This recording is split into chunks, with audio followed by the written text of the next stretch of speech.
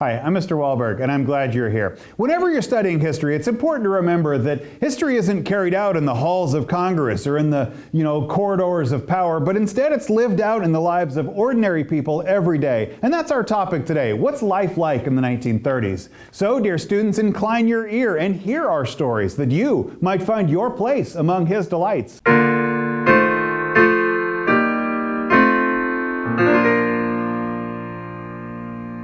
We have three objectives today. By the end of this class, you should be able to describe the entertainment provided by motion pictures and radio. You should be able to identify notable artists and writers of the New Deal era. You should be able to identify notable musicians and athletes of the 1930s. But let's begin in Roman numeral number 19. And here I want to talk about the lure of motion pictures and radio. Although the 1930s were a difficult time for Americans, it was a profitable and golden age for the motion picture and radio industries. By late in the decade, approximately 65% of the population was attending the movies at least once a week, and the nation boasted over 15,000 movie theaters, and more than the number of banks and double the number of hotels.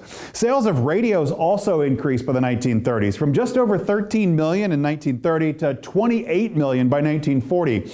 Nearly 90% of American households owned a radio. Radio and movies were an affordable luxury, an affordable entertainment in a time when not much else was on the table. Subpoint B. Let's focus specifically on movies, and movies were a hit. Wacky comedies and lavish musicals and love stories and gangster films were all vying for the attention of the movie-going public during the New Deal era.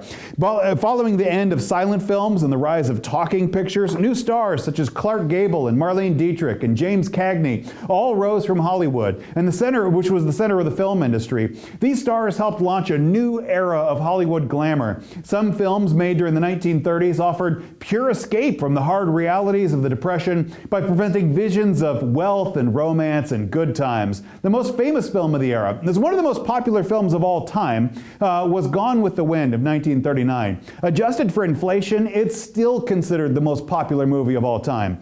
Also, the 1939 movie The Wizard of Oz. It was actually a remake of a 1925 silent film. Wizard of Oz was one of the most impressive and successful uses of a new technology known as Technicolor, the Technicolor film process, and it still endures today. You watch The Wizard of Oz and it holds up technically to, as an impressive film. Snow White and the Seven Dwarfs was a 1937 project, and it was the first feature-length animated movie. To take an idea that animation, or cartoon movement could sustain an entire feature film was a gamble of Walt Disney. But he was a creative genius and a hard worker, driven to make realistically and technologically superior movies in what was an altogether artificial medium. It's worth remembering that the whole environment was constructed, but still seemed realistic with the storytelling of his day. You watch Snow White and the Seven Dwarfs, and it's still a compelling story.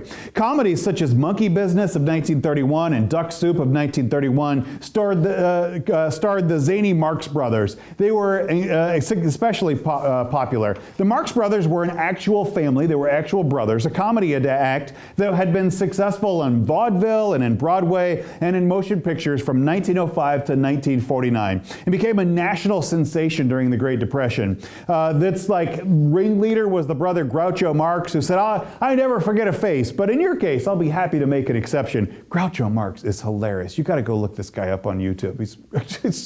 He's really funny.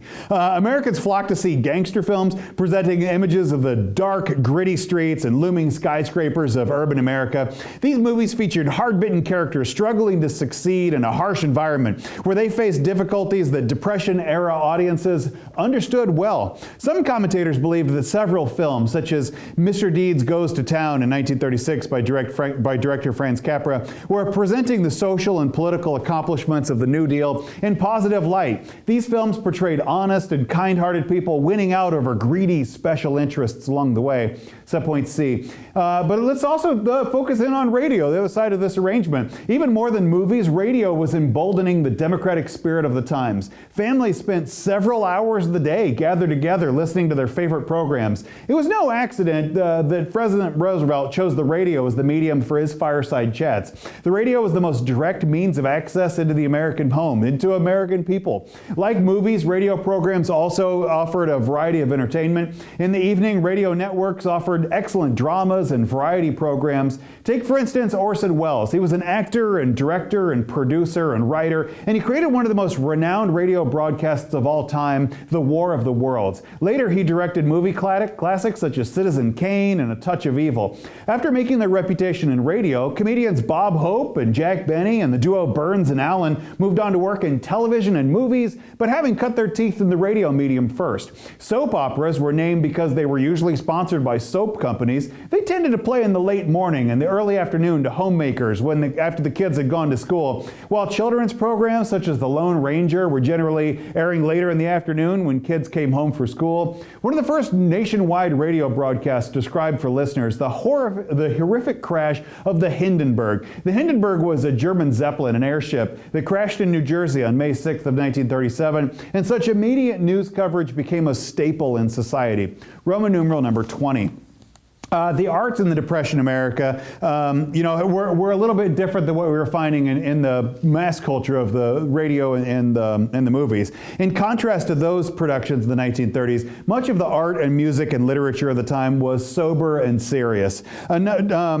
Despite the grim artistic tones, though, a lot of the work conveyed a more uplifting image about the strength and character of the American values, the American people. A number of artists and writers embraced the idea of social and political change that was fostered by the New Deal. In fact, many received direct support from the New Deal work programs, from government officials who believed that art could play an important role in the national life. As Harry Hopkins, the director of the WPA, said it, hey, artists got to eat just like other people, and so they became the same beneficiaries of federal programs like people building highways and schools. Artists also got to practice their craft with government help. Subpoint B, the Federal Art Project was a branch of the WPA, and it paid artists a living wage to go produce public art. It hoped to increase art appreciation, to go promote positive images of America.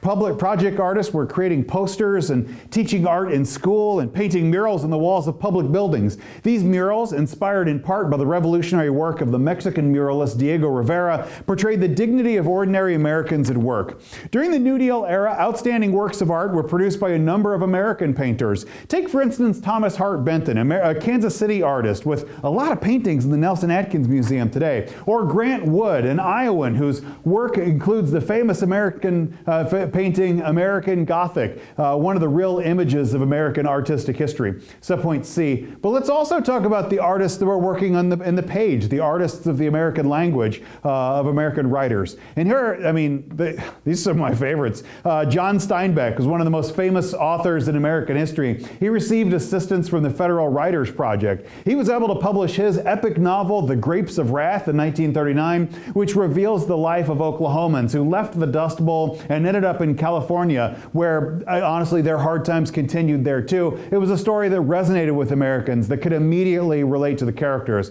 Or take the instance of Agatha Christie, a mystery writer. Her novels like Murder on the Orient Express or the ABC Murders made her one of the greatest selling novelists of all times, with maybe 2 billion books in print. We don't have really good records on this. Publishers aren't good record keepers, but 2 billion books is a pretty realistic number. Nevertheless, though, writers found hope in the positive values of American culture. Take, for instance, the writer James Agee and the photographer Walker Evans, who collaborated on a book about Alabama sharecroppers titled Let Us Now Praise Famous Men. It was released in 1941, and it's really a product of still the Depression era. Though it deals with the difficult lives of poor farmers, it portrays the dignity and the strength of character of the people that it represents. Thornton Wilder captured the beauty of small-town life in New England in his 1938 play Our Town. And all of these things were not celebrating the power and majesty of the rich people, but of the everyday lives of Americans. Roman numeral number 21. Let's also talk about popular entertainment here of music and sports. Pop music and country music and show tunes, they were all fluid categories, and a lot of stars crossed over pretty freely, like Fred Astaire and Gene Autry and Bing Crosby and Ethel Waters. It was hard to exactly say what type of music they were playing. It was just kind of all what Americans were listening to. In the 1930s, you also saw the development of a jazz sound get further and further developed, with big bands and swing music becoming popular, and Duke Ellington and Benny Goodman Goodman and Glenn Miller and Artie Shaw as popular band leaders, seen with a sense of artistic integrity of jazz, but accessible to popular audiences also. Subpoint B. In particular, I want to introduce you to Woody Guthrie. Woody Guthrie was the voice of the people, and he doesn't have a classically beautiful voice. In fact, he's not a very good singer at all, but his songwriting really connected with Americans. He experienced firsthand tragedies of the Depression. So singer and songwriter Woody Guthrie used music to go capture the hardships of America. Along with thousands of people who were forced by the Dust Bowl to go seek a better life, Woody Guthrie traveled the country in search of brighter opportunities and told of his troubles in his songs.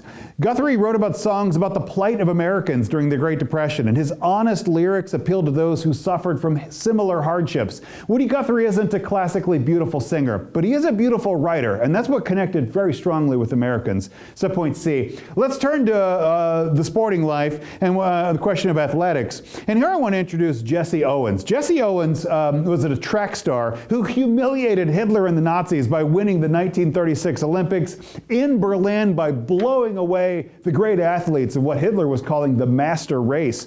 Lou Gehrig on baseball was playing first base for the New York Yankees from 1923 to 1939. He was a lifetime .340 hitter, and he was known for his durability. They called him the Iron Horse because it was like the old trains, the Iron Horse. That's what it seemed like Lou Gehrig would do. And he actually played, this is crazy, 2,130 consecutive games without taking a day off for an injury or for a, birthday party or anything.